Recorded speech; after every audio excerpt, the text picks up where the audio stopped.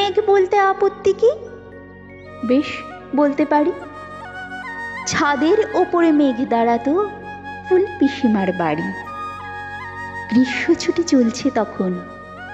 তখন মানে কবে? আমার যদি 14, মেঘের 16-17 হবে। ছাদের থেকে হাতছানি দিত, ক্যারাম খেলবি আয়। সারা দুপুর কাহাতকার ক্যারাম খেলা যায়। সেই জন্যে জোচ্চুরি হয়। হ্যাঁ, জোচ্চুরি হতো। আমার যদি 14, মেঘের 15-16 মতো। খড়িয়ে দিতে জানতো খেলা শক্ত ঘুটি পেলে। জায়গা মতো সরিয়ে নিত আঙুল দিয়ে ঠেলে।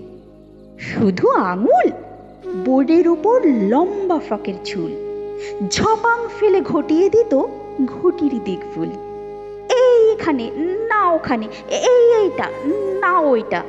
ছাপিয়ে পড়ে ছিনিয়ে নিল ঘটির বাক্সটা। ঘটিরও সেই প্রথম মরণ। প্রথম মরা মানে বুঝবে শুধু তারাই যারা ক্যারাম খেলা জানে। চলেও গেল কদিন পরে মেঘ যেমন যায়। কাঠ ফাটা রোদ দাঁড়িয়ে পড়ল মেঘের জায়গায়।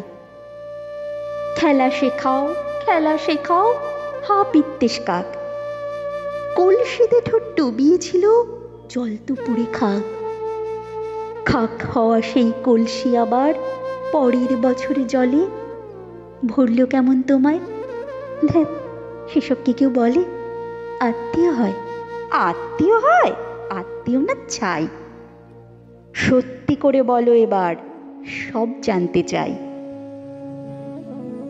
2-1 ক্লাসের বয়স বেশি, গ্রীষ্ম ছুটি হলে ঘুরেও গেছে কয়েক বছর, এই জানে সকলে। আজকে দগ্ধ গ্রীষ্ম আমার, তোমায় বলতে পারি মেঘ দেখতাম ছাদের ঘরে ফুল পিসিমার বাড়ি।